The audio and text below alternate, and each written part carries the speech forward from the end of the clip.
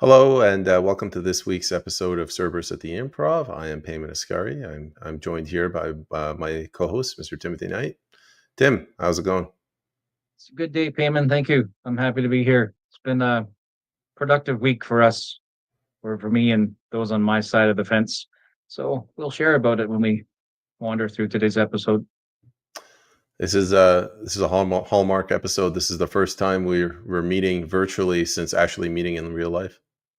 Yeah, that's true. We've actually been doing the show almost a whole year. We've known each other since I think June last year. So it was only at the Capitalism and Morality Conference that we actually met physically. Yeah. Yeah, it's interesting how that works out. Yeah. Yeah, and you're taller in real life. It's strange. On the internet, we're the same height. We have the same head size. Yeah. I know. Like we look exactly the same except for when we don't. Yeah. It's one thing I noticed when I went to the revision conference out in Ontario. Yeah. Like I'm like, wow, you're a lot shorter. And I'm like, holy crap, you're like a monster. You're way taller. Yeah, it's all that good Ontario food. If you ever meet Rene DeVries, he's like 7 foot 6 inches tall. He's like a Frankenstein. I Picks hope he's not bananas. watching this. He picks bananas. Yeah. So we don't have Andre Maloche with us this week. He's at a conference, but he will join us next week unless he decides to leave us permanently. Well, there's no money in it, so who knows? No, there's money coming. Yeah, ye of little faith. You have little faith. Yeah, there's digital money coming. Well, but in truth, in all fairness, whatever money comes in, we'll just probably have to give to Carney's coffers anyway. Yeah, that's okay. I just pay my rent and keep me in coffee, and I'll be okay. I don't know about the rest of you, but I'll cave. It's okay. Yeah, I can't wait until we get some money coming in. I was doing a podcast with JP Berg. He's like, yeah, I get a couple of $1,000 for my work online. I'm like, what the hell? Are you getting money? Are you I'm not getting kidding? any. Yeah. Right? Yeah. No, there's this. This is, what do they call this? A passion project. Right. This is the thing that people say when they're not making any money in spite of being led to believe, well, most often deceiving themselves to believe, not that I'm talking to myself, that there's actually money coming. So there's not. There's not. So if your name's on the list and you're getting money, it's because you're shilling for them. Mind you, we will change our positions on a dime if money starts coming in. I mean, we'll be all pro climate change. Oh, buddy, I'll start wearing the blue shirt. Hook me up. Just get me some money. If anybody from the Conservative Party is listening, $50. That's Right? all it takes. Just Right? send it. Care of Yeah. Cerberus at the Improv. Yeah. Yeah. Maybe like Cerberus on the backbench. Cerberus for conservative Cerberus. That's going to get hard to say real fast. Yeah. Squirrel Nuts, thanks for joining in. Carney's stakeholders and fellow statesmen, F them all. Profanity notwithstanding, yeah, same sentiment here. I don't know about you, Tim. You're Irish. Maybe you can swear more liberally. Square it more liberally. So. Yeah, screw them all. Yeah, screw them all. And the best way to screw them all is to read more Martin Luther King Jr. Because anything else I say beyond that is going to get me in front of a tribunal. Interesting you mentioned that. We did an episode of People's Parliament this morning, and we were talking about the tribunals. Well, it'll get released probably tomorrow. Go check it out. We went over the Judges Act. Yeah. But that's neither here nor there. Let's see what we got in store for us for the audience today. Zoom in so you guys don't go blind. Mm-hmm. So you and I, as we mentioned, we were at the Capitalism and Morality Conference. And so as to not throw you under the bus, I'll start the conversation. I was actually a speaker. This Capitalism and Morality is hosted by Jayant Bhandari. He's, you could call him a libertarian. And he's got these events. They're annual conferences, and then weekly they meet up for dinner, and it's like a gathering, and they discuss politics. most of the people there were either libertarians or conservatives. There was a couple of people from the U.S. Maxime Bernier gave a speech. John Eady of your association, he gave a fantastic speech, and I gave one as well. Yeah. What were your thoughts on the event? I went expecting to hear about capitalism and morality, and I heard about philosophical approaches to government models, philosophical approaches to business models, but I didn't hear very much about capitalism, except at the dinner before, in which the speaker thoroughly bashed capitalism for 90 minutes, almost nonstop, which was an eye opener for me. So, a conference? No, not a conference, a symposium, more, and then Saturday with all the speakers, and they're all great. They're all really great, and they have a variety of different topics. Like you said, though, the bulk of them were libertarian, so the flavor was very libertarian, and it felt more like a forum because the audience took the liberty of injecting and asking questions and turning it into an open forum format, which I like. It's not what I was expecting, but it was very much an eye opener, and I do want to participate in more in the future.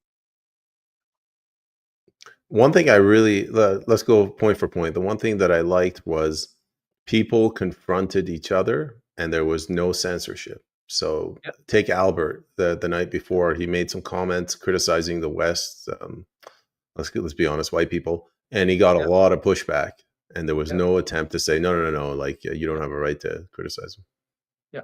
Yeah, and that's true. So that's one of the very refreshing things about that environment is even among people in that same segment of this political spectrum, so say, had significant differences of opinions, and they felt comfortable enough to say so out loud.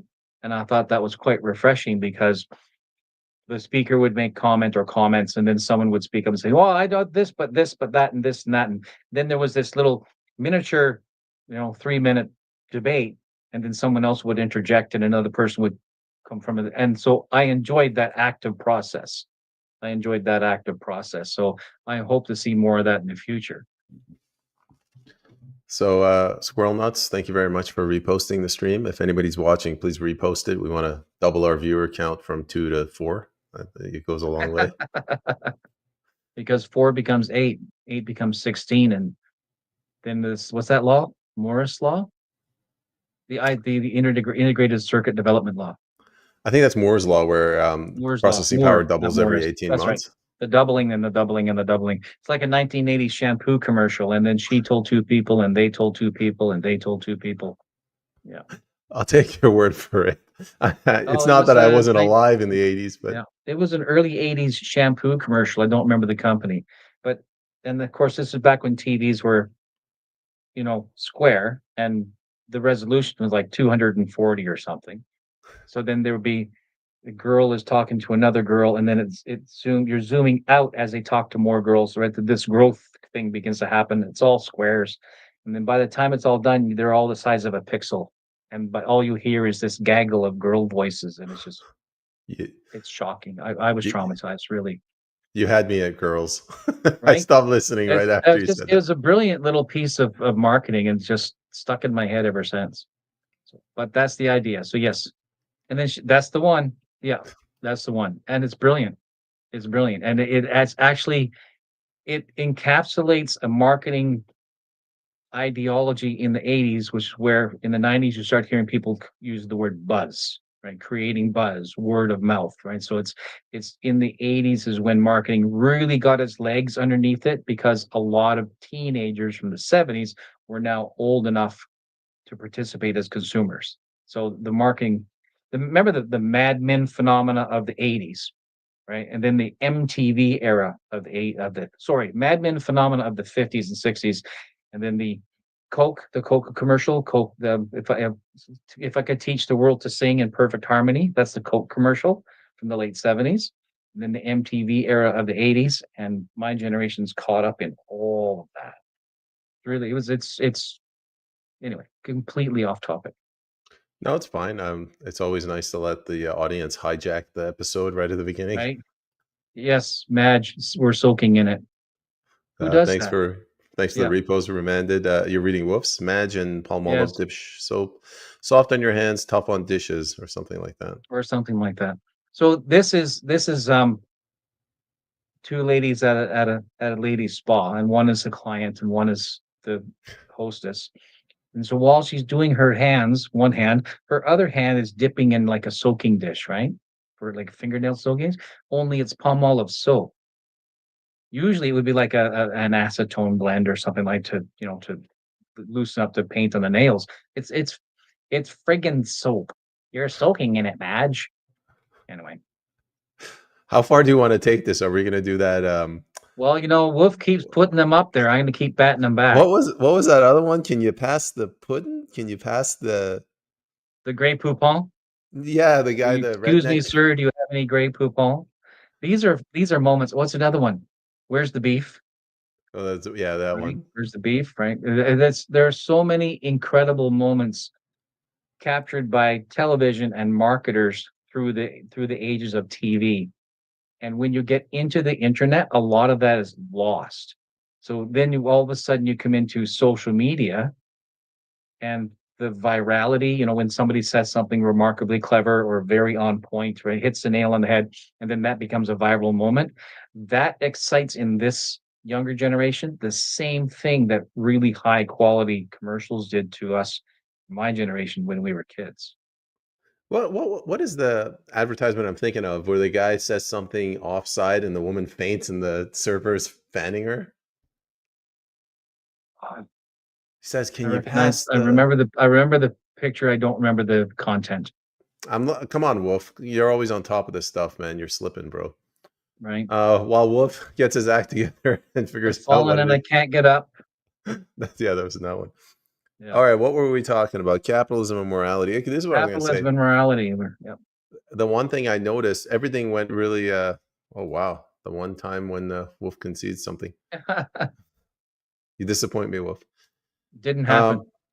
the one thing at the conference that it did get out of control, and it's indicative of what's going on in society, is Israel. Like people got very angry and very vocal. They're either Yes. pro Palestine or pro Israel. Yeah.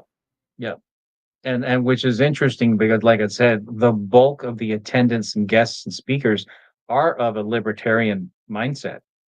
And the mere, maybe it's just my own reaction, but the mere discussion of Israel or the Jews or Gaza or anything that moved in that territory at all, the hair instantly galvanizes. So you're like, oh, here Mhm. we go.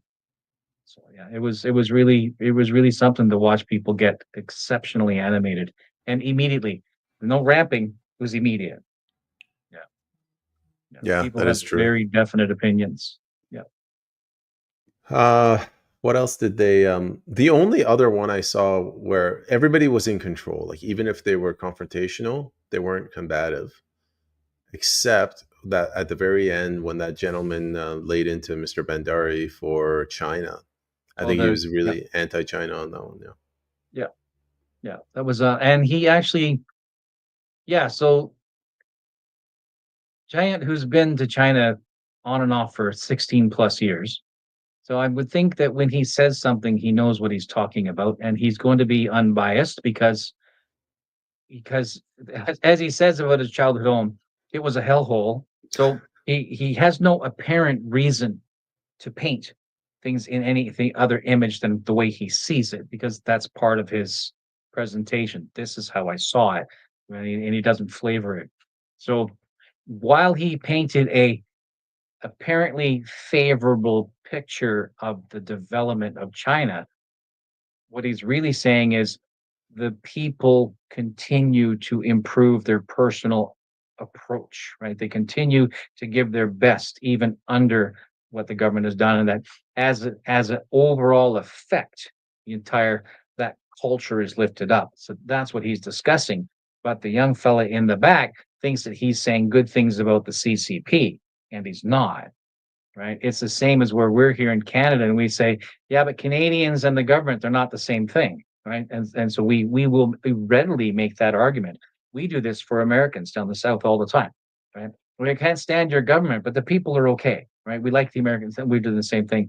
Giant's doing this about China, and the young fellow back's like, you are categorically wrong. You're absolutely wrong. And I thought that was really interesting because he simply refused to give up, even to the point of accusing Giant of you know shilling for the CCP.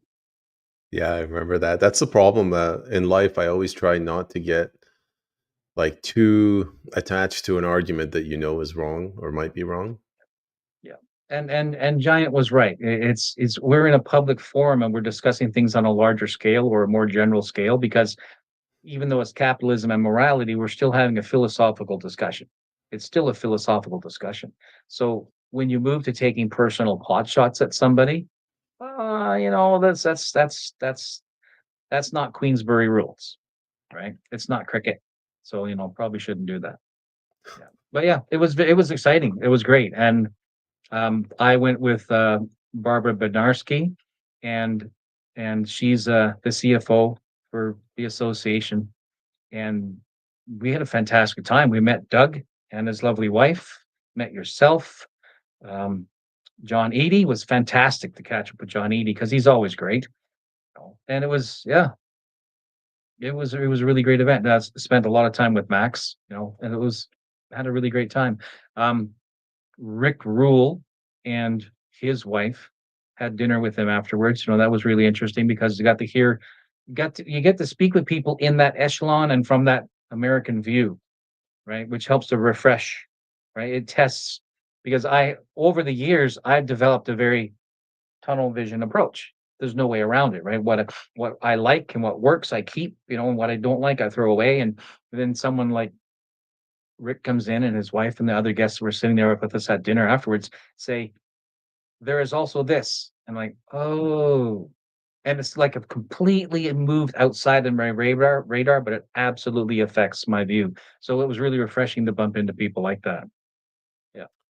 I want to get your take on what happened on yours. So before we get to that, Wolf says, did anyone have those discussions preface any interactions by referencing the principle of charity? I'm guessing not. Uh the the Wolf, you probably appreciate one of my interpretations. There are libertarians and then there are libertines, right? And the libertines want their liberty, but they don't want you to get in their way. And if their liberties take a little bit of advantage of your liberties, they're okay with that. So some members of the audience were more libertine than libertarian, right? So that's the principle of charity. I don't, I don't, I don't think. Well, Giants should, I suppose, expect us to interact vocally and like a live forum in that relatively undisciplined fashion that did happen. Should expect it. So Wolf raises an interesting point. It's just make a general rules, right? So these are the rules for the weekend.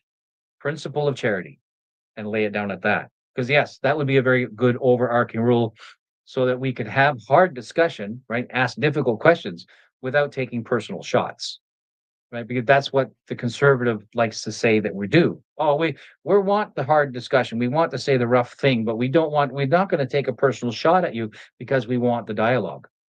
Except the far left wants to take the personal shot. So you're right. The principle of charity would be a very useful thing to open up that discussion. So I'm not going to put it up there, Wolf, but Wolf perfectly described what the principle of charity is. Going back to what we were talking about, how was your conversation on your end? I'll tell you how it ended with mine. So I was next sitting opposite Rick Rule's wife, and me, her, and Doug were having a conversation.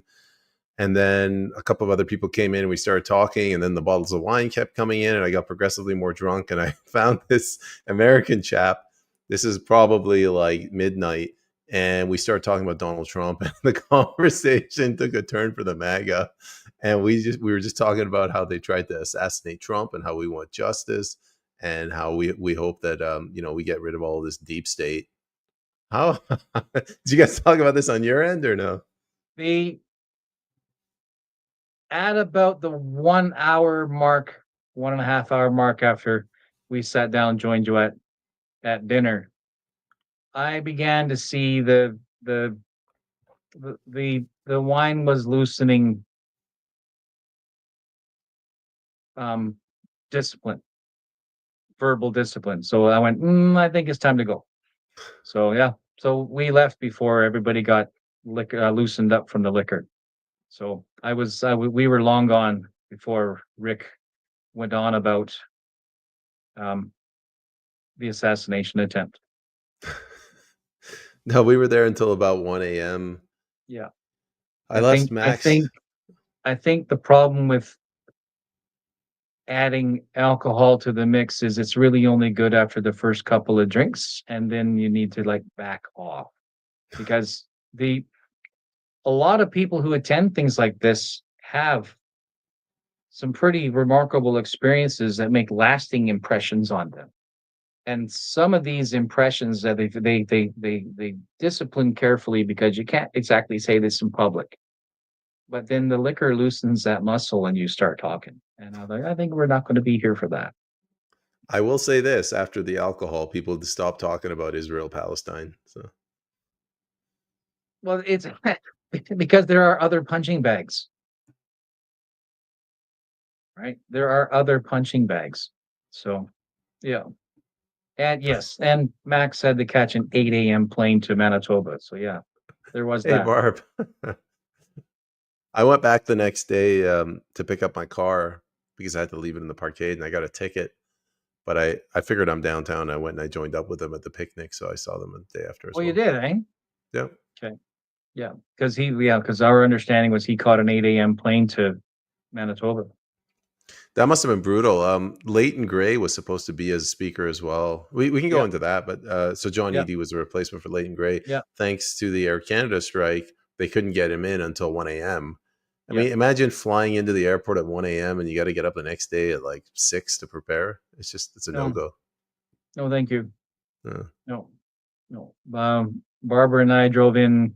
We left town 1:30ish and took us about 2 hours to get in from the city. And we're only an hour and a little bit away.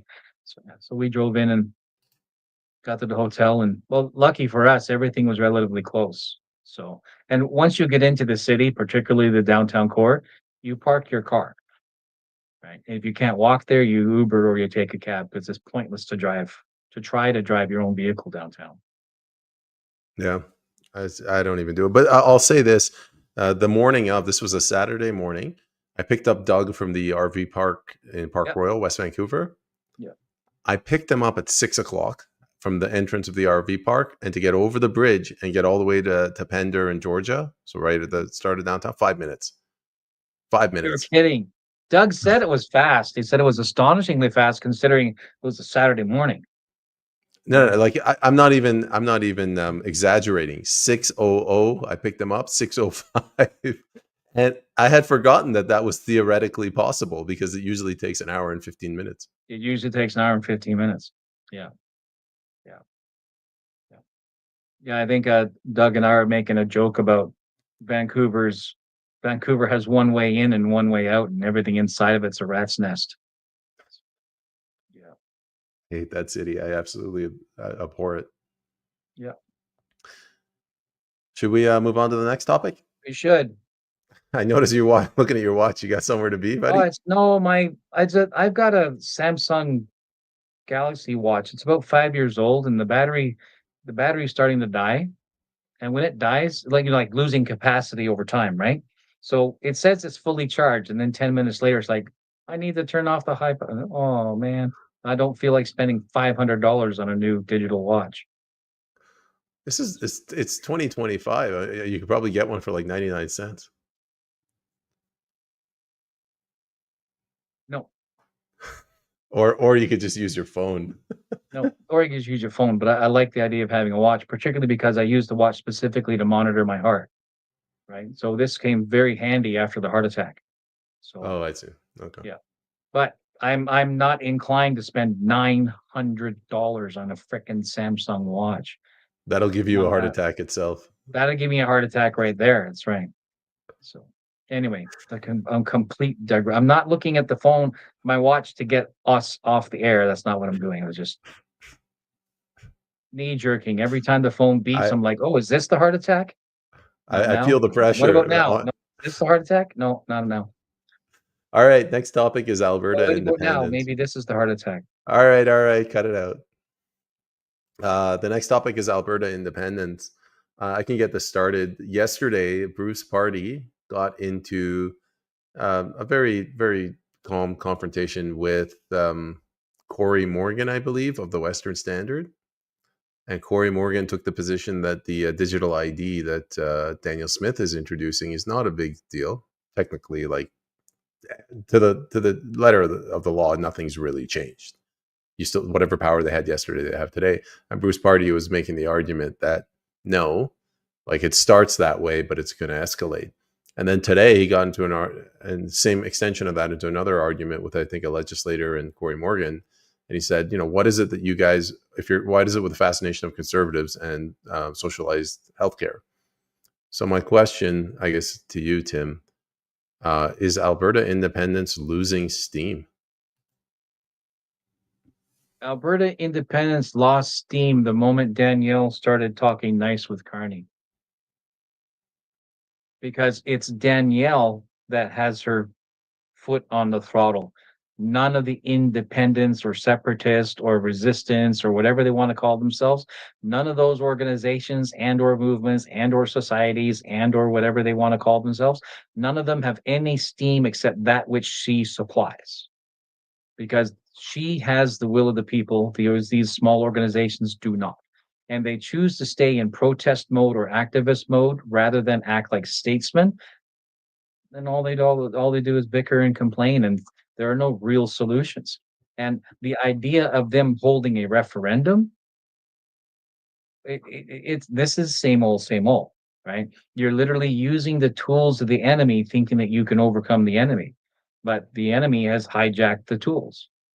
Right? What's this issue about the question? The referendum has to be a certain question, has to be formed in a certain fashion. That really feels like the Quebec thing twice, where they spent 5 years bitching and complaining about how to frame the question.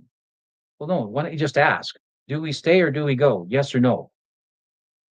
Right? So they get caught up in the parliamentarism of it, right? They get caught up in the Westminster behavior. They get all caught up and commoners thinking that they can outclass politicians with international bodies behind them to provide consultation and advice. Good luck. Just ask the question flat out and then stop paying taxes. You want to separate? Stop paying taxes. End of story. Right? But they would want to be Canadian about it. No, if you want to separate, then you want to be not Canadian. Right? It's they divorced. She keeps his name. Why? Convenience. That's access to, right? And vice versa, when such a thing doesn't happens in the other direction. Why do you do that? Because you want to hang on just in case it's cold outside, right? And so you end up with the Quebec problem. There are no actual solutions. They're not the independence movements, the separatist movements, the resistance, et cetera, et cetera. They are nothing without Danielle Steele pushing them. She's not interested in pushing them because she got what she needed. You're never gonna let that go, huh? That name. Did I call her Danielle Steele? Yeah. I love it. It's great. Yeah. Yeah.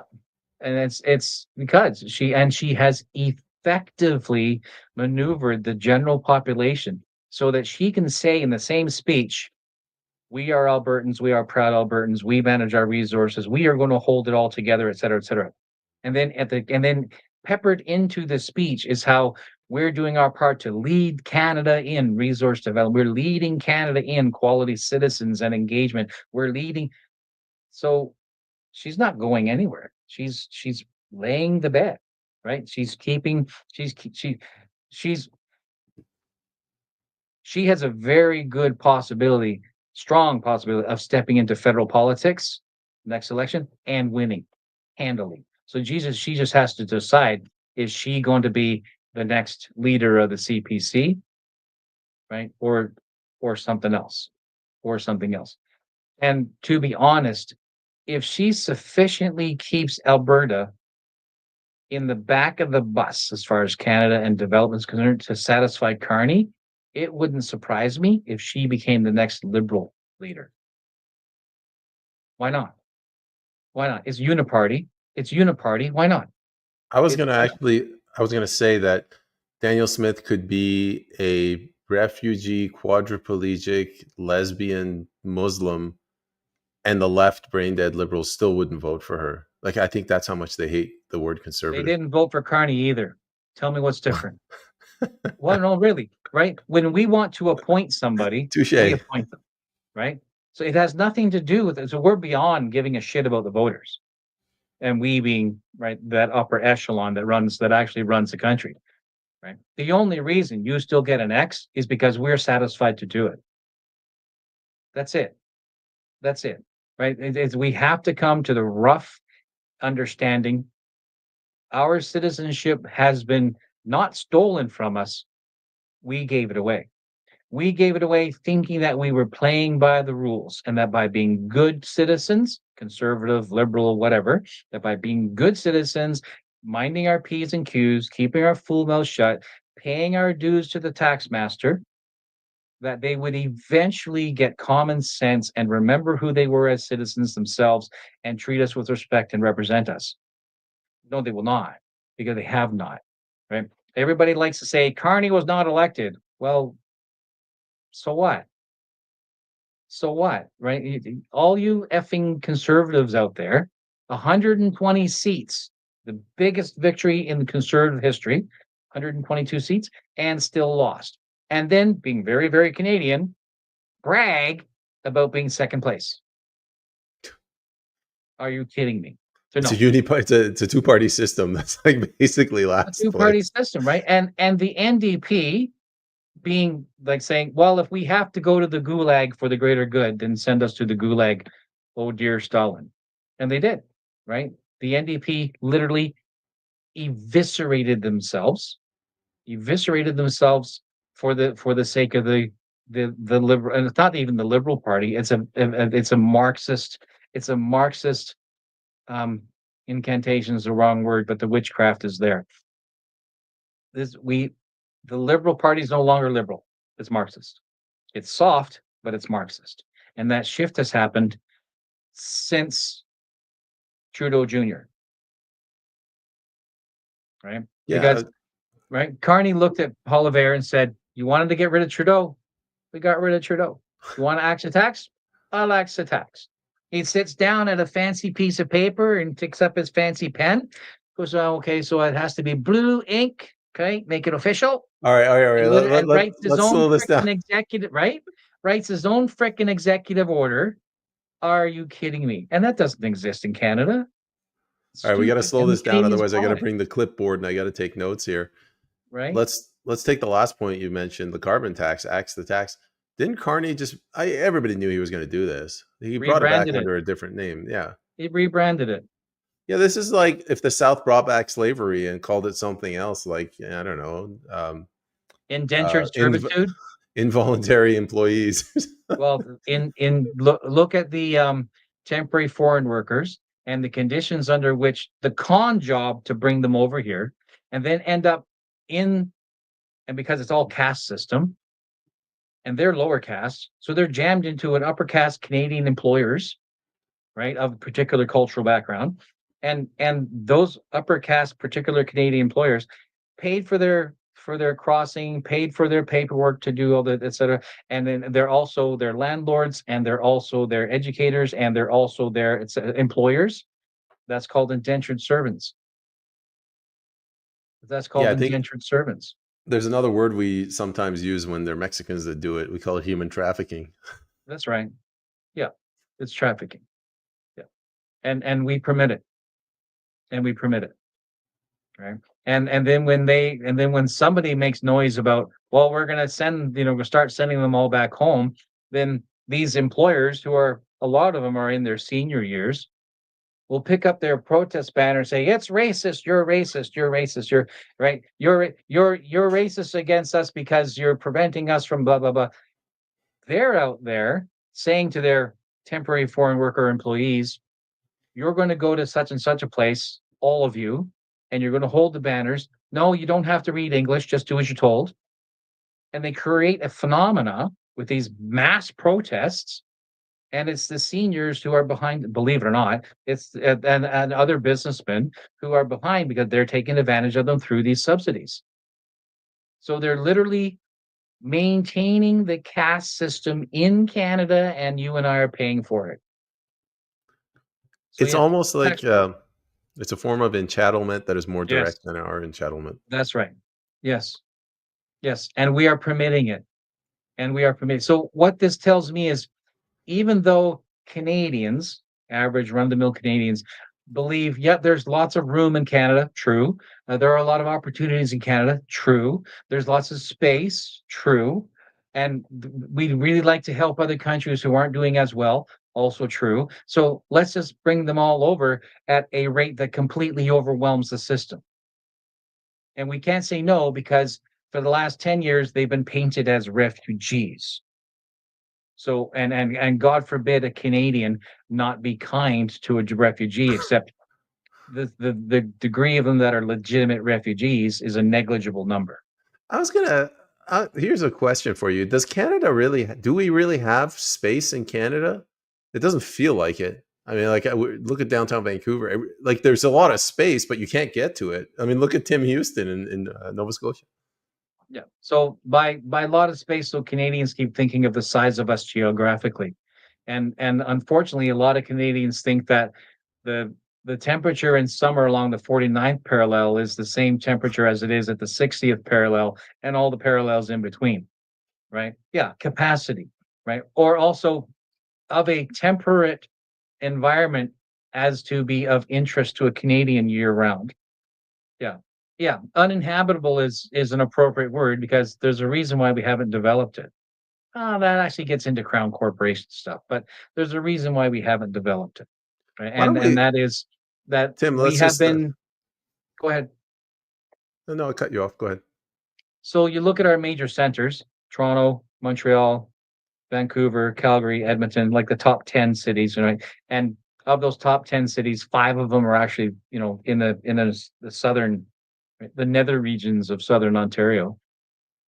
That area, yes, very dense, right? The Calgary Edmonton corridor, well, it's more like a barbell, right? It's only dense on top and on the bottom. And then Vancouver is basically the Fraser Valley down into the Delta region of the Fraser River itself, which only has 2.5 million people. And I say only, but compare that to almost anywhere else in the world, right? It's really not a whole lot. So, and most of the Canadian arable land is along the border, right? So that's your farmland issues. So you want to be close to your food, you want to be close to your water, et cetera, et cetera, et cetera. So can we develop yeah, so let's like the northwestern Rockies, right? So that Right. Prince Rupert Terrace, right? Can we Oh yeah. develop it? Yes. Does anybody want to live there? No. So I wanted to bring this up, and this is what I meant. Like, I understand there's arguments like living in the Rockies is a lot harder. If you go north, it could be colder. But Yep. look at and our population is lower. Yes. Like, oh, maybe Calgary is a bad example, but I just find that in the U.S., like the way that they build the roads are designed for life to sustain life. Like you have a Yes. city here, you have a city here, you build a Yes. road. There's a city here, you Yes. build a road. Yes. Whereas in Vancouver, it's almost like the king bestows upon you this one road. You mere peasants, you're not allowed to Yeah. build anymore. Yeah. And there's so Yeah. many regulations Yeah. that it's Yeah. even if the Rockies weren't there, you still couldn't develop the land. Well, see, Canada was Canada was connected by the railway first, and the railway straight lining as much as it could killed dozens and dozens and dozens of small communities by bypassing them in their effort to do a straight line. The map you show to the states, you see it's very much of a web, and it follows along geography more so than the way an architect would want to design it. You go up in the Canada, so you've got that basically straight line for the railways, and then the railways were given ownership of like 100 meters off either side, or et cetera. So this becomes an actual crown land, believe it or not, right? And then so towns and cities are all affected by this. The Trans-Canada Highway is pushed across, like you said. We the crown, are we not merciful? Bequeath upon Canada the Trans-Canada Highway 1. And we're all like, yay, we're unified, yay. And then it's basically everybody along the 49th parallel. You go into, so you've got Calgary, North Edmonton, and then up to Grand Prairie, one road. Then you've got the Fraser Valley, and then up north to Prince George, right? One road, that type of thing. It's by design. It's by design. And unless we were prepared to rebuild our spasms, right, little tiny towns, unless we're prepared to intentionally push traffic into those towns, they're not going to get developed. So particular consultants, particular support groups, particular allies of the people that are coming into the country literally put their money together and look at a politician and say, none of us people are going to live there. Not happening. Here's what you need. Go make sure that happens. And so then what they do, they push them all into the major populations because that's where they want them to be. Trudeau literally said out loud that he was going to take 60% of 1 year's X type particular demographic and put them into Vancouver and Calgary and Edmonton on purpose. So it's planning ahead of time who they're going to apply cultural pressure to. Because that's what happens. You're literally applying, and they're not applying it small. The 250,000 people coming in every year. That's insane. And you know where they're all going, right? The city centers. They're all going to Surrey. Well, Surrey, Vancouver, or Toronto. Brampton, right? Surrey, Abbotsford, Brampton, right? So they're going to existing what Andre would call a ghettoized community, and I don't mean ghetto in the bad sense, but that's what it is, right? Long before ghetto became a bad word, it was used in European culture for a long time, and so these and ghettos in Canada, the American ghettos planet-wide are not unheard of because every time a population tends to move into a new region, they'll go and find people sharing their cultural values, sharing their holidays, sharing etc. And you get community groups, community buildings, community centers, and so that all builds up that way. So there is a that creates natural fencing, right? It creates natural fencing, but when that little geocached area of that particular demographic swells to the breaking point and it spills out, well, now it's a problem. But the government is satisfied that it be a problem because they want to agitate, and that's Marxism. Right. So the end goal is we give the appearance of being a merciful government, that we're helping all the impoverished. We're reconnecting families, blah, blah, blah, blah. We're helping It's just people all who get a lies, better yeah. education, right? And they're saying all this because us stupid, idiot, passive Canadians who don't have an angry, well, we do, but don't have a tongue in our throat to protest properly. We just say, okay, just be gentle, just be gentle. And meanwhile, they're saying back to us, well, you're going to need to lift your leg a little higher because we're not all the way in. I was gonna say, it's a lot of our problems. They they have very basic causes, and I think going off of financial responsibility, sound money, and going into this sort of financialized economy, debt, credit card, debit card, that all fueled what's going on in the cities. And this is my opinion now. People living in cities are they're less fiscally responsible than people living out in the rural areas, and They they've can done afford to that. be. Well, they can afford to be, but I mean, the entire system is based on being fiscally irresponsible. Like, you have to make a shit ton of money so that you can give a plumber or an electrician or a tile setter or a cabinet maker just exorbitant amounts. Like, yeah, California cabinets in Vancouver, they'll come in and they'll install custom cabinets for you for your walk-in closet. It comes out to be like 45,000. You pay somebody in North Bend, they can do it for like $900. It's almost like a Ponzi scheme. Like, as long as you keep money coming in and immediately going out, and they've reached a critical mass in the urban centers. They're controlling the political sphere, and they're trying to move people from the rural areas to the urban centers. And this is a bad idea. I'm a basic capitalist, and I think that if I want to spend $45,000 for California kitchens and it's my money, then I can do what I want with my money. However, if my income and I'm on I'm retired on disability, right? So my pension, right? I have a disability pension. There that puts a natural ceiling on my what's purchasability is the wrong word, right? That puts a natural ceiling on my ability to spend at all, right? That puts a natural ceiling on it. It allows for certain conversations like what they have in the States with food stamps. Am I allowed to use food stamps to buy alcohol, tobacco, right? Am to gambling? Am I allowed to? Because technically it's the people's money.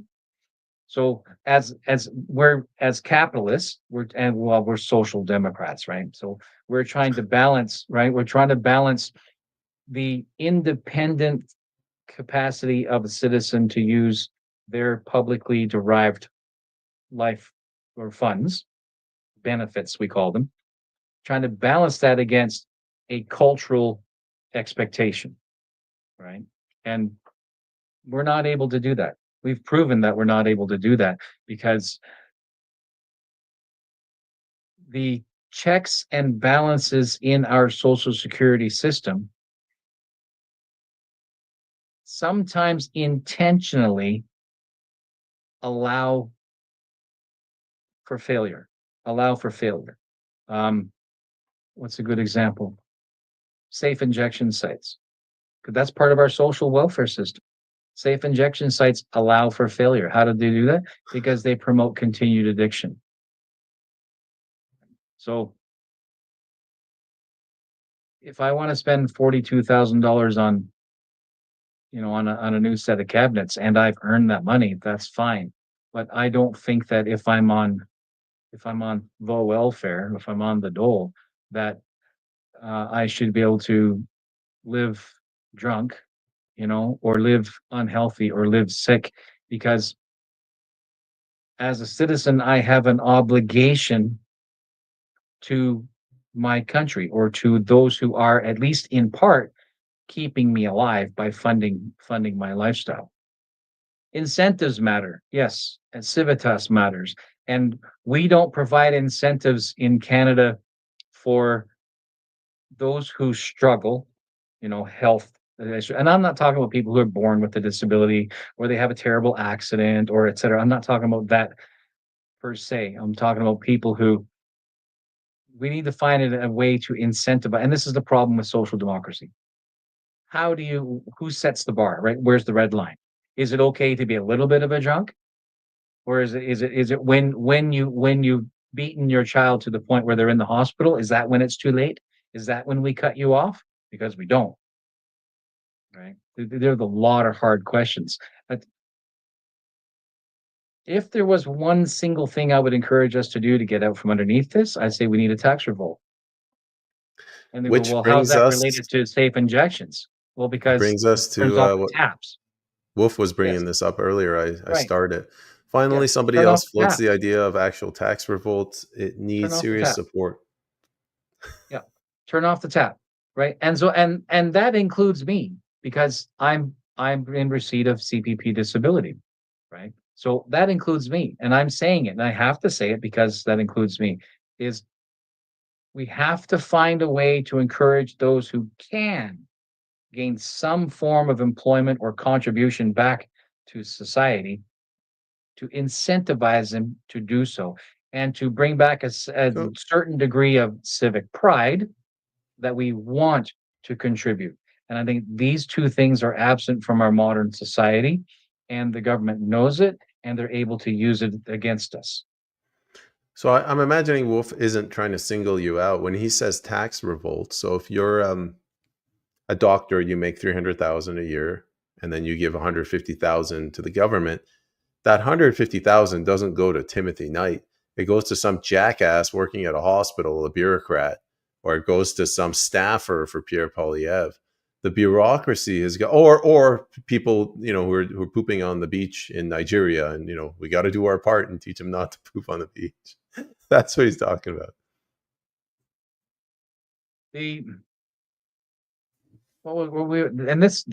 This came out of Alberta Independence. So no, of course it won't. Tax revolt won't happen because and I agree with you. It won't happen, and it is old. I agree. Right? I agree that, and it won't happen because people won't read Martin Luther King Jr. or they won't act on it. It won't happen because as long as a parent sends their child to bed with a full stomach, they're not going to turn off the government taps. They're not going to stand up to the government. And something of a significant cultural crisis is coming. And whether we like it or not, that will force us. Yes. Right. And digital ID now being floated about as an actual plan forward. We've been talking about this on and off for, some people for decades. Right. It's not so much that it's digital, it's that eventually it will be programmable. And the programmable problem, that's the issue. Right. So what happens when the government decides that Peyman made too much money last year? I don't know. They'll just tax me. They'll just take the money. Right. They'll just take the money. And so my hope is that we somehow push back before that happens. And can you imagine a bunch of conservatives actually counseling the viewership when the man comes to press digital ID into your hand, just take it. Because the other side is unthinkable. Is that a Mark of the Beast reference?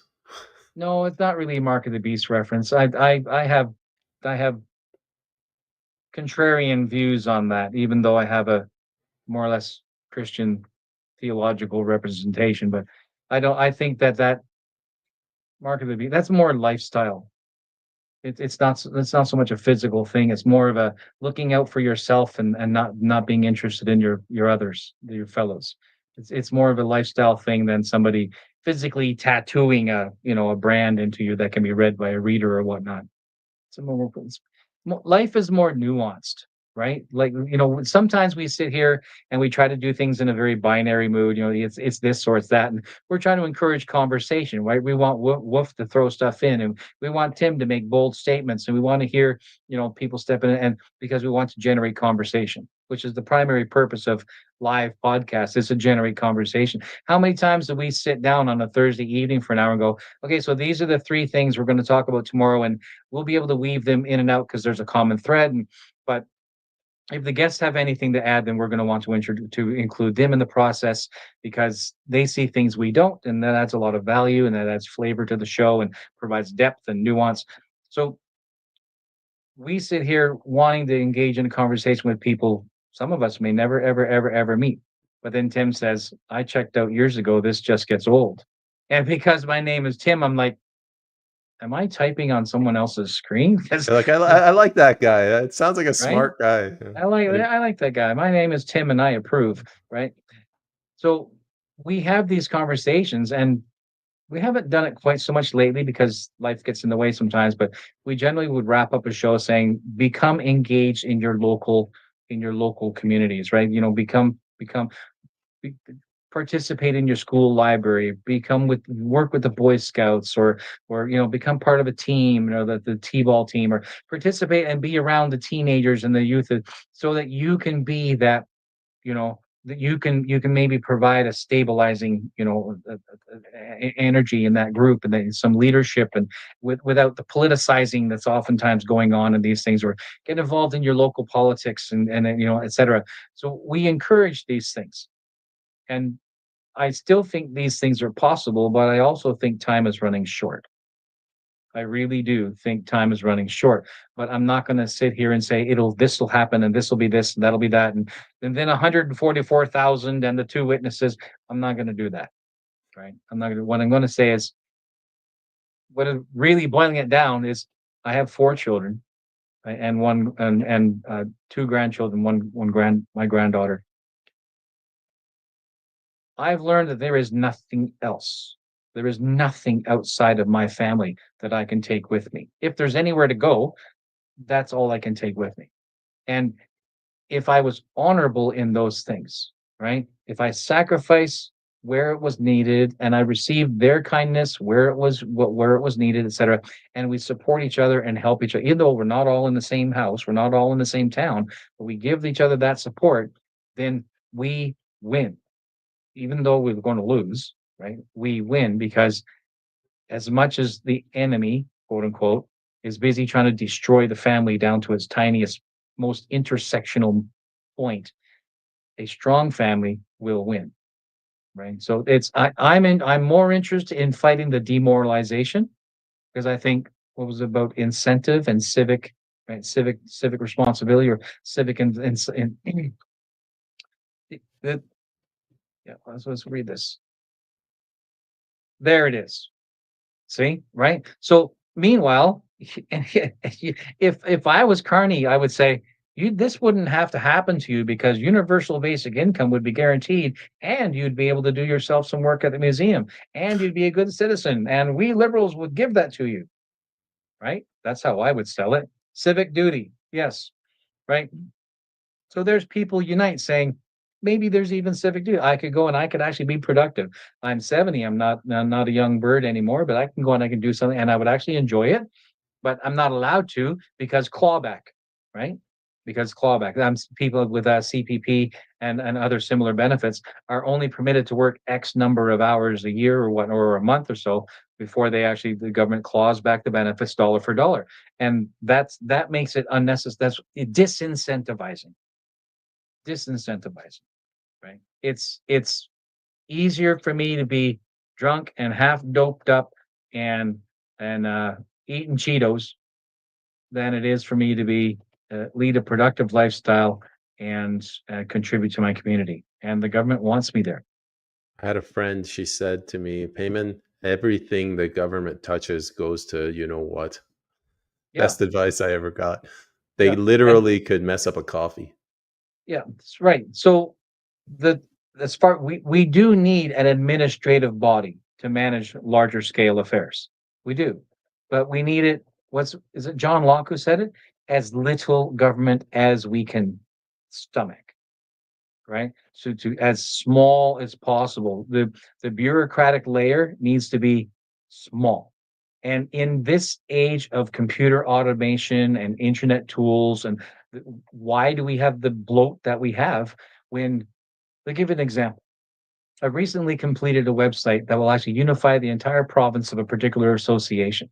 So 5.7 million people will be able to participate in one platform to communicate with each other. And I built this one person with some advice and some support, et cetera, to unify it and put it online. But once it's online, I only need to plug in maybe 3 or 4 people and it will basically run itself. So in a day where that kind of automation can be done by a single citizen, how much more so by a capable government, right, that has access to qualified individuals to do so. The era of bureaucratic bloat should be way behind us, and it is not. Yes, politicians are a reflection of the constituents because the politicians no, because the constituents believe the bullshit. I think I agree with Tim, and it's a lot scarier than people think. The citizens elect their leaders. And I know that sounds stupid, but let's take Carney. We didn't vote for him. He was parachuted in, probably some shenanigans, but it wasn't an up and up election. But because we accept it and we're not revolting, we actually endorse him and we brought him in and we support this type of Yeah, activity. So yeah, it's all on us. yeah, yeah. See, the when election comes around, pundits like us talk about the word vote, and then we obfuscate it, right? Because we're pundits, right? You know, we make or don't make our nickel off of YouTube by fucking around with words, right? The politicians are a reflection of the constituents. We mess with the word vote. We say, "Oh, I didn't vote for Carney." Yeah, you did. Yes, you did. You absolutely did, right? You absolutely did because by keeping your fool mouth shut you permitted another action to take place. And Canadians are really, really, really good at not talking because I don't want to be a contrarian. I don't want to go against the flow. I trust my gut. I'm starting to sound like a friggin' American. I was going to say, that doesn't sound like a Canadian. I I know. know. Well, that's I don't know. Maybe it's somebody from Lethbridge. I don't know. So the If there's anybody from Lethbridge watching this, please share the channel. We need all the viewers we can need get. all the views we Share can. before you leave and block us. You don't even have to like us. Just share. I know I'm ranting. I'm ranting because I don't have Andre here to interject and cut me off and talk about the Russian gulags. You're probably gonna have to go on disability after this. You're doing the job of two people today. I'm just my back. My back. My back. Carrying the episode. My back. The carry me episode. Let's go to some of the audience members before we go to our main topic, which is not going to be an easy one today. The oligarchs have always acquired their wealth by stealing it from the working class and poor. Fun fact. I mean, the oligarchs, the government at this point, the same thing. They don't really, you know what? I was going to say they don't make any money, but the oligarchs do make money, but the bastards are smart. They don't want to spend their money. They're spending our money. Well, I've learned something in spite of the fact that I make my benefits are $17,000 a year. That's my disability benefits. In spite of that, I eat, I drive where I want to drive, I go where I want to go, I do pretty much what I want to do. Why? Because influence, right?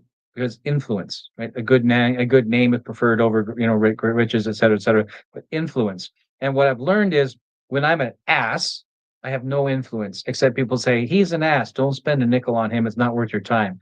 But when I make an effort to be more honorable and to contribute and to be part of something, people say, he has some value. Let's put some support into that. Right. So I don't need money. I need influence. And in order for, and this is underneath the money layer, right? How can people who don't have access to money, how can they have influence? Be honorable and outspoken. Can't be only one. Be honorable and be outspoken, right? We get the government we tolerate because agents in the market exploit the opportunities available to them, says Wolf. And he's right. So why do we permit these agents to exploit the market? Well, because we don't have capital punishment anymore, right? We have a justice system that can be bought. Right. We have lawyers that will talk you into, yes, we have lawyers that will talk your case for 5 years if you pay them enough and drag it all out. That layer of the system is completely corrupt. Right. So I just want to mention one thing. If we did have capital punishment, it wouldn't solve the problem. They just start killing us, the low people. There's still no justice. And well, no, I mean, like it would be. All right, let me be that guy. Get rid of the useless eaters. That's like killing all the women to get rid of feminism or sexism. Well, feminism, yeah, but sexism. Yeah, I mean, it's anything we do, we can do to hyperbole. Finding the balance is the hard part, but eventually we're going to have to choose hyperbole. Let's go to what we got. Another question here from Tim. Oh, another comment. Way too many bureaucrats, and that's 35 years ago. Now we're at 10x that. We beg for more government. One day on X, you can see it. I don't know what the last part means, but it means on Twitter. You spend one day on Twitter and you see how much we're asking for more help from I'm from the government. I'm here to help. And he's right. The 1/3 of the adult working population in Canada works in some form of public servant. That includes, the guy taking away, the garbage man. That includes, right, the secretary at town hall. But still, full third. You're right. You're right. Working population. You're right. It's the adult working population, but another way to look at it, exact same thing. But every one of us are working our asses off to pay one person who really doesn't produce anything. Yes. It's like you're in a family and you got that black sheep kid, son, daughter. Everybody else has to work their ass off to pay for that one piece of trash. That's what the Canadian government is like. Yeah. And And that's hard because I maybe I'm I'm going to be wrong. I'm going to be wrong. One full third of our viewership is in public service. What is that? 2 people? 1/3? Like, it's like, well, what the problem with what we've discussed this, and we're not the only ones to talk about it. The reason why it's so easy over the last 10, 15 years, for 10 years, for the government, the liberal government, to continuously win elections is because the people who vote are the people who need to keep their job in the Yeah. public service, right? So all the government in power has to do is to pander specifically to the one who will benefit the most from them returning to the chair. So, yeah, see, now I want to separate. Like, you could think of it this way. Exactly. Imagine you have a soup kitchen, or a food bank, and in order to get rid of it, you and I, who are paying for it, we have to get up Sunday morning at 6 a.m., go and protest or just sign a letter. Well, those people that need that food, they're going to wake up on Sunday at 6 a.m. to go say, "Yeah, we're all in. You should keep it going." They're more committed. The same thing with these bureaucrats. It's their livelihood. Heaven forbid they got to get off their fat asses and go out there and swing a hammer or something. Yeah, and we have a very complex, comprehensive, whatever you want to say, social welfare system designed across Canada. We can't just turn off the tap because there are citizens who are deserving of those benefits, right? Who are legitimately in need, legitimately qualified, and they are maintaining their civic duty by reporting and sticking to the rule and being good citizens about it. So how do you fix this without a large percentage of a deserving population suffering when you pull the bandage off fast, right? Because if you pull it off slow, that's even worse. The fix is very easy, but it would cause just a riot in every single city. You go back to property. First of all, you push all of these things down to the city level. I mean, like, sanitation is not a federal or provincial issue. Take it to the city, and then the property owners, the people that own land, units, whatever, they're the ones that have to fund this thing, and they're the ones that have to make a decision. Well, you'd run it like a building, right? Like a strata. Yeah, you don't let the tenants decide when to get a new boiler or whether to put gold on the inside of the elevator. But Because you they don't just know. Well, they don't know, they don't own it, and if you don't paying for it, like, you're gonna be like, "Oh yeah, absolutely! Like, we should have free soda machines here, and pizza should be complimentary for the building." But if you do that, like, imagine going to that Greater Vancouver area and saying, "All right, anybody that doesn't own land here, you no longer have a vote." You're gonna get a revolution. It's a Starship Troopers. Right now, you're into Robert Heinlein territory, right? Great movie, great movie. Right, service grants citizenship, and there's a lot of value in that. There's a lot of value in that. That goes straight to civic duty. It goes straight to, now I want to use the word properly, but it's going to come off wrong, to those who, right? What's that line? Marx used it, right? From those who can to those who deserve, or something like that. Let me just remove you from the panel for referencing Marx. Right. So the what you say, if we take things out of the jurisdiction of a federal government, and you remove from certain things from the jurisdiction of a provincial government, or even what we do in BC, right? We have regional bureaucracies, right? The regional health boards and stuff like that manage like 25 towns. We remove that and go right back down to the local municipality. That's the word. Thank you. There is value to that, but the question is who determines those, who determines the each, and who determines abilities, and who determines the needs, right? So this is it's prose. It's prose. It's not actual policy, right? Yeah, reject comment. Localism. There's the word I'm trying to find. When you talk about property ownership, you bring everything down to local, and so what am I trying to say? City states. City states, but it'd take 100 years to return the entire continent to a place where they're effectively operating as a collection, or yeah, um, Man, this guy's like a walking thesaurus. Federated city states, right? Which is never going to happen. I find this analogy isn't going to work correctly completely, but it's governments are like a black hole, right? So a black hole gains mass and more matter falls into it. Governments get bigger and more rights and money fall into it. They just never get smaller until they fully break apart, and then you got to build from new. Right.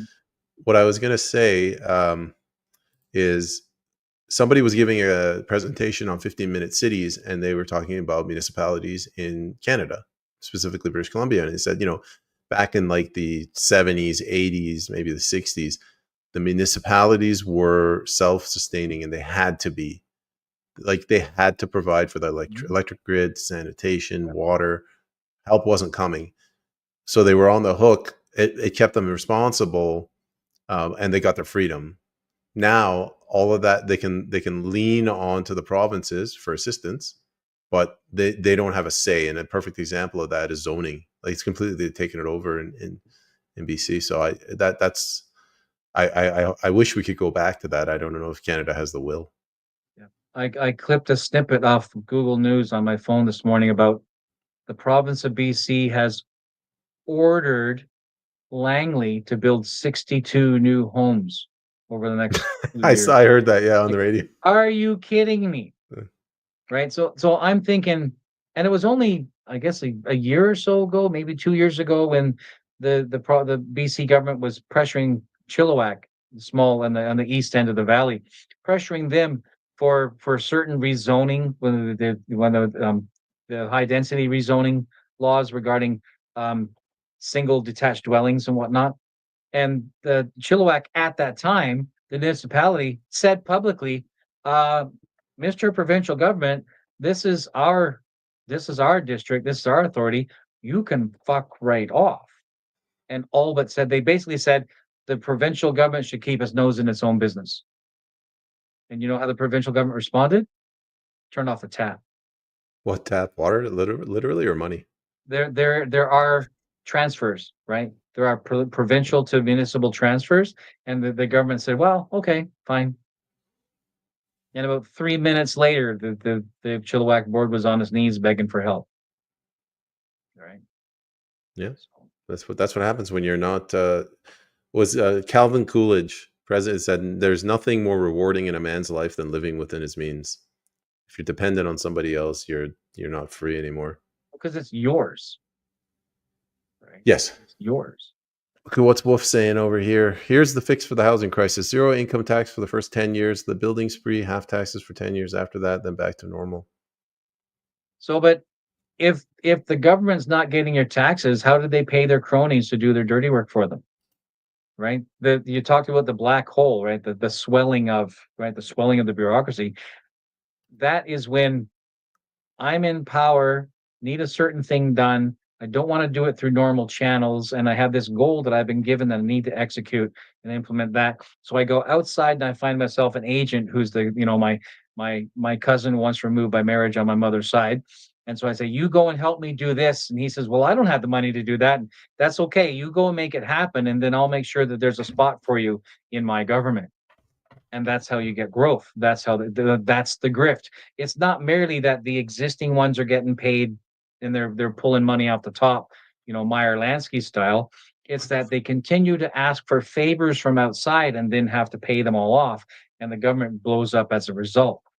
Yeah, financial alchemy. Was that the anime Full Metal Alchemy, where what they take to produce something in this world is actually drawn away from, pulled out of a parallel world, and we're doing the same thing, except those two worlds is one is the world of our government layer, and the other is the layer of the tax-paying citizen.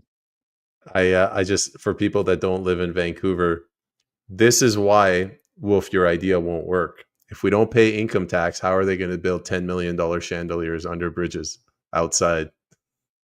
It's your tax dollars at work, gentlemen. I hope there's no copper on that. It's crystal. It's all crystal. I'm sure it's mostly gold plated. It's all crystal. Yeah. Look at this. This is why you're paying for this shit. They got this crap all over Vancouver. They got this like artistic thing. There's one on Pender and Broughton or Thurlow or some one of those What about streets. the orcas? Remember the orca statues along the city streets and stuff down toward the Davies and in that district? Doesn't ring a bell, but I mean they got that weird Chinese one on Denman and Davy. Um, man, if it's your private property and if it's your money and you want to do a public service, you can build it and you can say anybody is welcome to come in my property and take a picture here. But you're taking taxpayer money, $10 million. $10 million. It's just a waste of money. Yeah. The average citizen, lower middle class, will make about $1.5 million in their entire lifetime. Could you imagine Wolf growing up like his father? I think he would read him at the Thorist every night before bed. You've just described vampirism, Tim. Agency, camperism. Wolf Relius didn't have a father. He's just always been. He's existed, yeah, from the beginning of time. Always been. Oh Lord. Now it's castle law or whatever term they're using now. Breaking news, guys. Cut taxes back, make like cheaper, including housing and food. Also completely shutting down immigration and deport. Going back a few years, all the increases in crime, it's ass backwards. We seem to love it like that. I probably botched that as I was reading that, but no, I think that's Tim, you and I should go into the market and start selling shirts that simply say "Govern me harder, Daddy." Have you seen that one? Pierre Poilievre came out, and he was talking about basically supporting castle doctrine. That gentleman who got arrested for defense. Yeah, but he's not supporting it. Yeah, but I'm just like, oh wow, who's this new guy? I've never seen this before. He's much better than the last guy, Pierre Poilievre. I've never seen this guy. Pierre who? Yeah, Pierre who. And note, he only publicly made a definite statement once, and after that, he started dodging. The reason why is because his handler said, "It's not an election year. Shut your mouth." Right? You know, he's. We talk about controlled opposition. I think right now he is the single most controlled politician in the history of the country. Every time he opens his mouth, he's in trouble. Right? And sorry so, for the guy. right? What? No. No. Well, it's gotta suck because they're giving him advice, and he must be like, He's "Listen, getting paid. What does he care? He gets the money. He has the influence, right? He's got what he wanted to get, right? Okay, he's not prime minister, but maybe 2030 it'll be his turn. He's only making like $400,000 a year. The poor guy after taxes. Okay.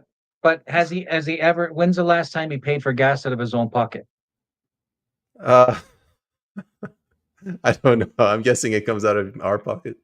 That's right. Right. So, okay. So he's making only, $400,000, but he's probably making 3, 4, 5 times that due to his influence and his role. But the poor guy, he's got to fly around the country first class. He can't even get a private jet. It's the hard knock life. It's rough. You're right. It's rough. I apologize. I'm speaking out of turn. I'm going to go back to my little hole and keep my mouth shut. And I'll eat my GMO KD, which is disgusting. Yeah, it's a tough life he's got. I'll have nothing and I'll be happy, grateful. Actually, I changed his words. I said, "You'll have nothing and you'll be grateful." Because change that. If I was king of the world, I wouldn't want you to be happy. I don't care. I want you to be grateful. And I want you to come to my throne room because it'll be a throne room and it'll be palladium because gold is like yesterday's news. And you'll stand at my throne room and you'll be grateful. And this happy bullshit. What is happy? Be grateful, damn it. Right? Commodus, am I not merciful? I would so wear the shit out of that. Yeah, you could, and on the back you could say, "Govern me harder, Commodus." Yeah, well, it would be on the stick. I'm going to govern you harder. Right. So you don't have to like some in some cultures you have to back out of the throne room, right? You bow and you step backwards because you're not permitted to turn your back to the king. I'd be like, You have to turn your back, and as you go out, all of my ministers have to strike you with the whip on the way out. Just to remind you. We're not that far off. They do it We indirectly weren't. through taxes. The sodomy in Canada is very subtle. Yeah, it's true. Yeah. All right, Tim, we got to get to the major topic, which is this. I don't know, this situation in Europe that's coming to Canada. There was a young girl, I forget her name, but the girl with the knife and the axe, the Queen of Scotland, and Europe is on the verge of like a race war. And I don't want to say anything disparaging, because this is it's a move, it's a legal movement in Canada, but the Dominion Society is sort of bringing it here as well. So I don't know how you want to start this conversation, but I'm going to throw it in your lap. Well, let me separate those two statements. What is surrounding that young girl's action and what is surrounding this Dominion Society, Daniel Tyree's new upstart loyalist society, are two separate phenomenons, right? What she did as a young, scared girl, being left with only to defend herself with what was available and to be as loud and bold and as she possibly could, makes every single individual supporting the Dominion Society look like a bougie piece of shit. I said it. The Dominion Society is ill-informed, unaware of their roots, and unaware of the danger and the road that they're walking down by encouraging a very extremist, polarizing view. And to attach her to that is a mistake. Sorry. No, it's okay. For the viewers, I'm the one that's attaching her to Dominion Society. I'm trying to be very careful not to put words in Mr. Tyree's mouth. I will. I kind of mentioned this to Daniel Tyree, and I think I mentioned it to Greg Wycliffe as well, who's a co-founder of the movement. They are basically low-hanging fruit, and CSIS, once they reach a certain number of members, CSIS is going to go after them hard, and it's going to be very easy to do that. When I was with the PPC, this happened to us a lot. We got attacked. If there's one person that says something that's offside, and they happen to have PPC in their handle, it's almost like the party said it in an official memo, and you get attached to that. And it is, to a degree, because perception is reality.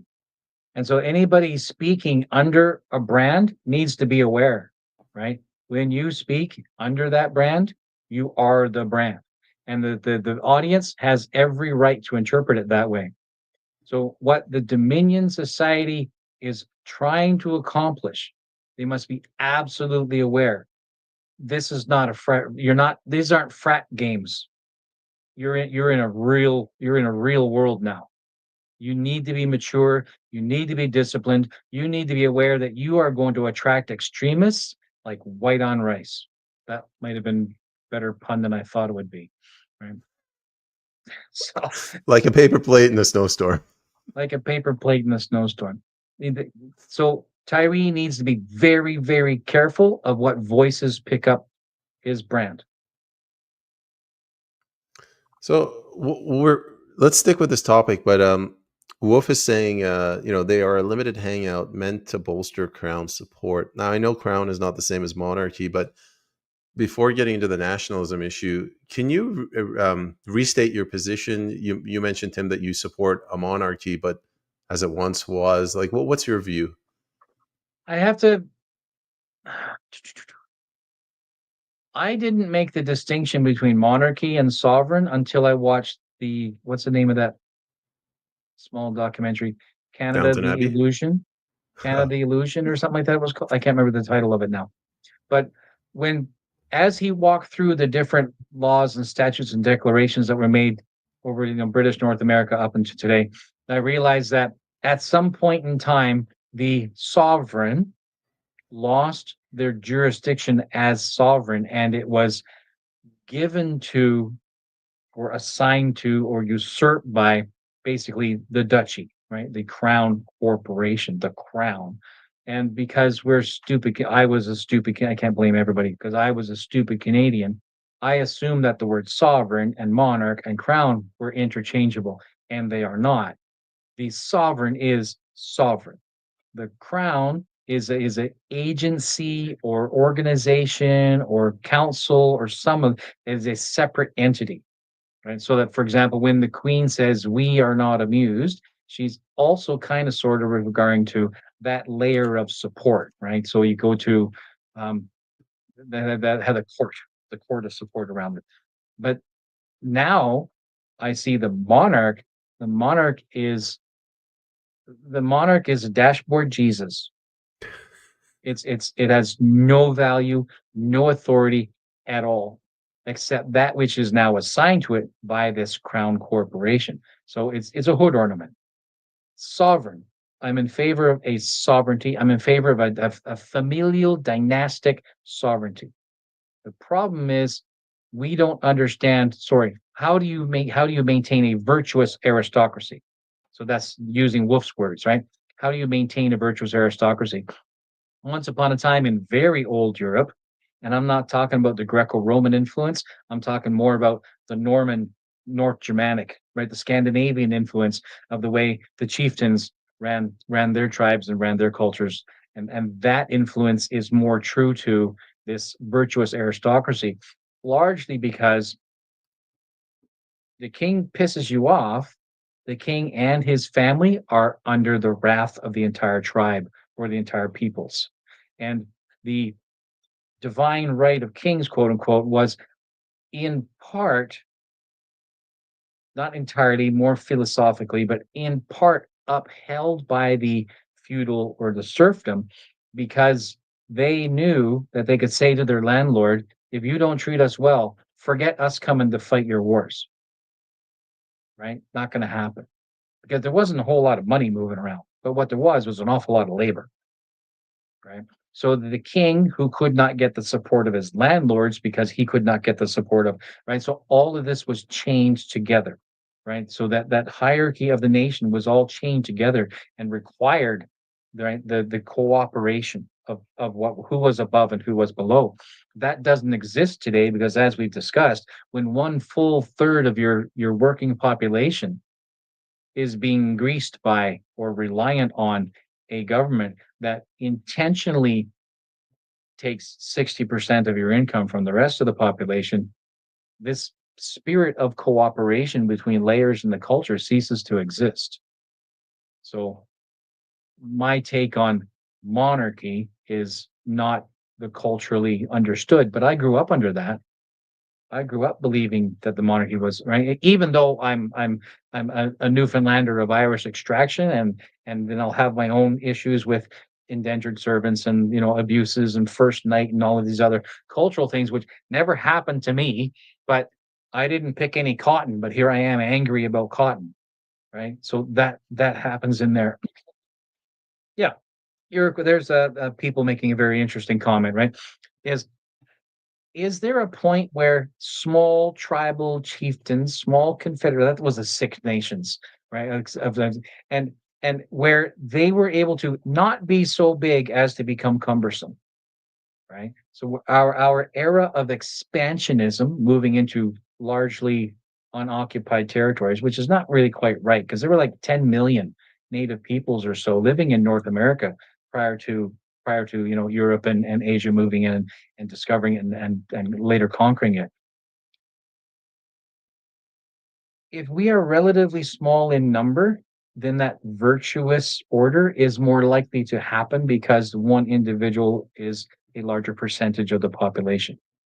But here you've got population in Canada, it's 5,000 miles from coast to coast, right? How do you unify that? You don't. So if you don't unify it, how do you manage it? You keep them fighting. And that's where we are. Tim, a quick question. I never watched that movie, Canada the Myth or the Illusion or whatever the hell it's called. When did they say that the monarch stopped being sovereign? Are we talking about Oliver Cromwell? Is that when the crown kind of emerged? Statute of Westminster, 1931 or 37. I can't remember. So I have it written down somewhere.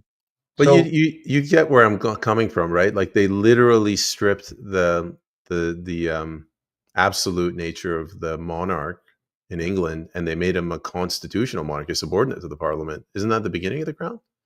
Okay, so if you're going to do Cromwell, then you have to talk about Charles the First, was it? Which is funny because Charles, right? So where he was, they had the parliament, and he continued to want to shut down parliament because they're like, no, we're not going to do that. Well, what I want to go do this, and it's no. And Parliament's like, no, no, we're not going to do that. And the king says, yeah, but I'm the king. He said, yeah, and we're parliament, so no, we're not going to do that. And eventually, you get into they had out and out civil war over it, and Cromwell rises up out of that, and Cromwell being a right wing religious nut, right, was even more violent than the quote unquote leftists of his time. A king who cannot conquer his own hirelings has no power.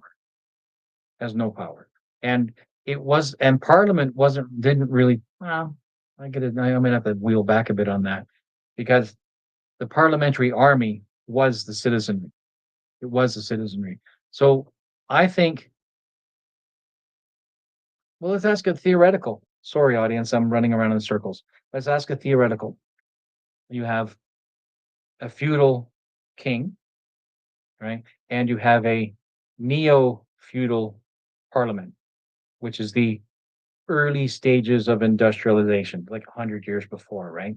So you have that early parliament slash capitalism because the guilds are involved in this, and that Charles is taxing the guilds, and so there's this merchant. There is the mercantile. There you. That's the birth. The mercantile system is being born in here. I knew I'd find it. So you're moving from a feudalistic cultural structure to a mercantile cultural structure, and there the twain shall meet. Right? There's a reason why early kings and early rulers hated the market, right? The marketers hated the tradesmen because they were able to use money to make things happen, and the king had to be a little bit more methodical about that. So when these two powers come together and Parliament is born as an indirect result of the Magna Carta, right? Because now the people demand a voice. And it wasn't just the people demanding a voice. The Magna Carta was enforced by the ruling class at the time, the duches and the lords, the landlords, etc. And they're like, King John, you're abusing us. We're kind of tired of it, and we're gonna pick a fight. Come down and pick a fight. And so he went down and fought them because he's king, and he lost. So they forced him to scribble this document down, but it was another 200 years before it really trickled its way down to the commoner. So it's a very long process, right? It's a long, slow process. I don't think a constitutional monarchy works because it's two different modes of government buried under the same territory. It's trying to work the same monitor, same economy, the same code of law, et cetera, et cetera, et cetera.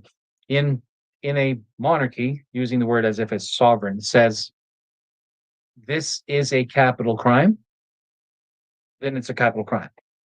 Right? You go to a judge, and the judge has been told this is a capital crime, and they don't sit down and bicker about the nuance of it. It's a capital crime, right? But in a more capitalist system, you make money off the government or the people by delaying justice. Right. Monarchy, Yeah. right? Monarchy doesn't delay justice. I don't have time because if I piss off and delay justice long enough, the people will kill my son when he comes to take the crown, right? Or you hear about the king is expecting to die or Sorry, whatnot, and they if have I to can steal his child away, right? Hide his child, because that legitimately happened. So if I can the jump two are in just to incompatible. dumb it down for, well, me. It's Yeah. a feedback mechanism. The fact that the commoners can rise up and chop the king's head off, or run him out of town. It's a feedback mechanism for the king in a perfect world to act in the best interests of the commoners. Whereas when you have this invisible oligarchy, which is what the crown is, like, you don't even know which way to shoot. You're like, who the hell are we fighting? I still don't know who the enemy is. Well, Tim pointed out the enemy. The enemy is somebody flying a Canadian flag and an LGBTQ flag in the same truck. Let me read this Because then. the Carney usurped the intent of the national flag. I'm not referring to Canadian, but a national flag, because he attached the pride of the national flag to the elbows up garbage.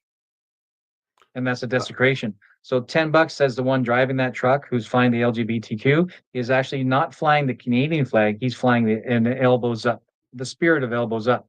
So once again, the left is changing the language and the right doesn't see it.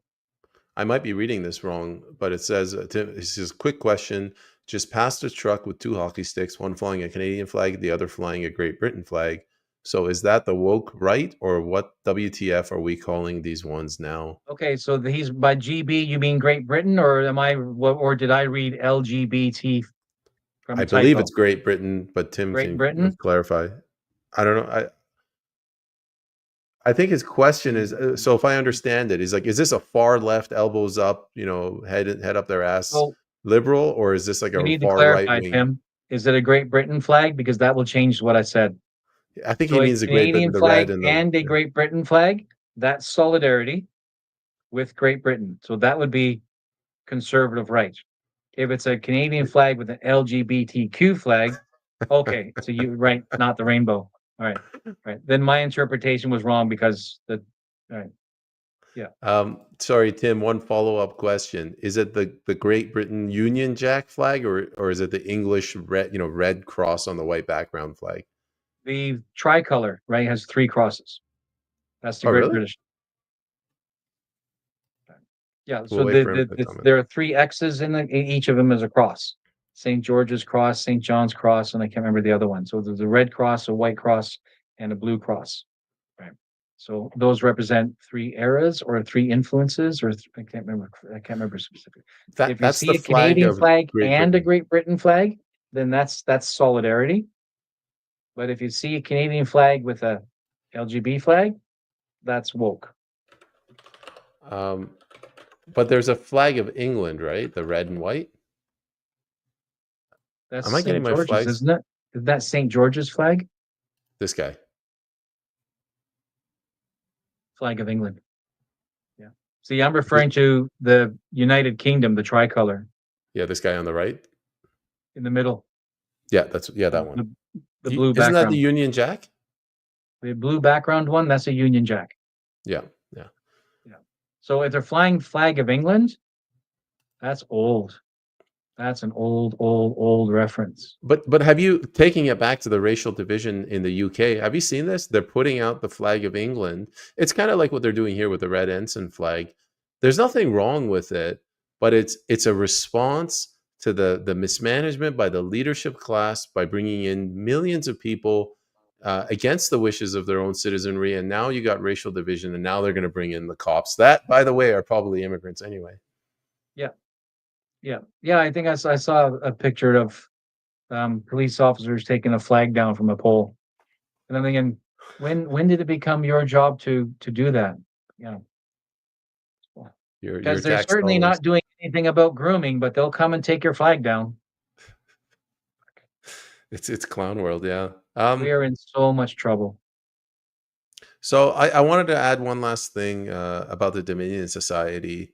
I think again, I after everything I've gone through the last few years, I don't get emotional about anything anymore. I basically am dead inside.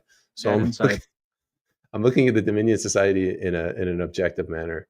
They're going to have two. They're going to attract two types of people. One are the people, let's say 18 to 30, male, white, can't get a job, no future, they're angry. So that they're going to attract that. But I think there's going to be another legitimate side, these people that are nationalists.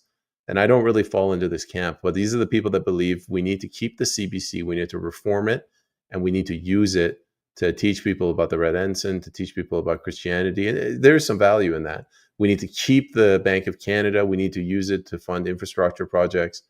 And I think those are the two camps that they're going to try to pull. But I believe the former is going to cause their downfall because of the CSIS and RCMP. What he said. Damn it, where's Andre when you need him? Hey, I've completely dominated this episode. I had to let you have like 2 minutes.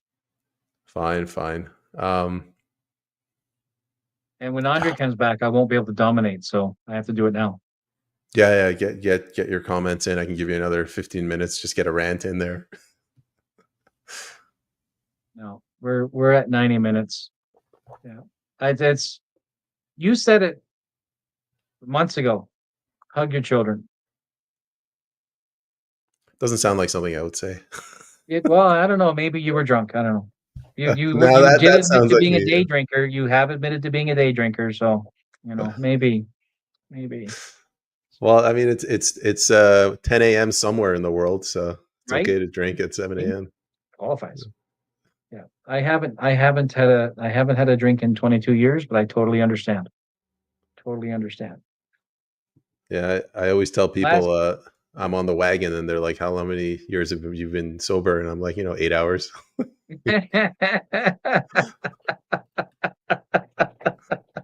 Never That gets sounds old. like my 20s. Yes, Americans own a lot of guns. You can hunt a lot of deer with a lot of guns.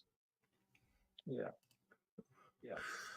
All right. Well, Well, the one of the speakers, the junior investor fella who spoke at the Capitalism and Morality, talked about his experience hunting and how he had a near primal transformation through the experience, and that having felt, now grant you, you're using a firearm, so it's not the same as chasing it down with a buck knife, right? So, and don't get me wrong, I actually knew a fella in Whitehorse who hunted a wolf with a buck knife and killed it. I don't know who the animal is in that picture, but yeah. So they're oh, I see. for this speaker to hunt his first deer and to have that amazing transformation. He was American. Americans own a lot of guns. Yeah. There was a joke. I saw this meme. They said like the best weapons to use to hunt a deer. I don't know my guns, but this In was like a Canada? handgun. No, just in America, but it was like a handgun, and then after that it was a shotgun. After that it was a rifle. After that it was a Dodge Ram at 3 a.m. It is right. In Canada, the best weapon to hunt deer is a Dodge Ram at 3 a.m. Yeah. And once upon a time, you ate what you kill. So, throw it in the back and drive home. Everybody had a cousin who could skin a deer. Well, yeah, like in my old house in West Vancouver, they had like a Texas Chainsaw Massacre kind of room with that pulley system and the hook and the rope. It's called a slaughterhouse. Yeah. I'm assuming they used it for animals. But who knows? It's West Vancouver. You're sure about this? Yeah. All right. Well, let's end it. We will be back next week. Hopefully, we will have Mr. Maloche. He's going to have some interesting things from a conference he was at. Yes. And Tim, I'm sorry, but you will not be afforded the same latitude in pursuing your rants next week. No, that's okay. I think I got about 3 times as much done in now. So, I mean, while technically it's the both of us doing 50-50, you still sat there as a host and let me rant. So now you let the Irishman talk, you won't get a word in. Live and learn. You've been warned. Yeah. It's been a year, aren't we? What is this? September. When was our first episode? September 10? We did it as it was you wanted to lead up to the BC election. I went to the police station yesterday. Don't ask why, and I had to sign some documents. And the lady's like, "Yeah, you just get." I don't want to talk about it. It's like sign and date here, and I like, what's the date? It's like whatever it is. August 29th. I'm like, what's the year? And she's like, really, really? Just mark your X here, sir. Yeah. All right. Well, until next week, Tim. Be good to each other. Hug your children. Whatever you do, be good to each other. That's something that I've been known to say. Hug your children. Yeah. I think I'm going to go to have my nap. All right, guys. What's this Dominion Society thing? No, it's too late. Next episode. You wait This is a until the end cliffhanger. of the episode? This is the cliffhanger. Yeah, wait till Yeah. the end. All right. Tune in next week. See you Yeah. guys later.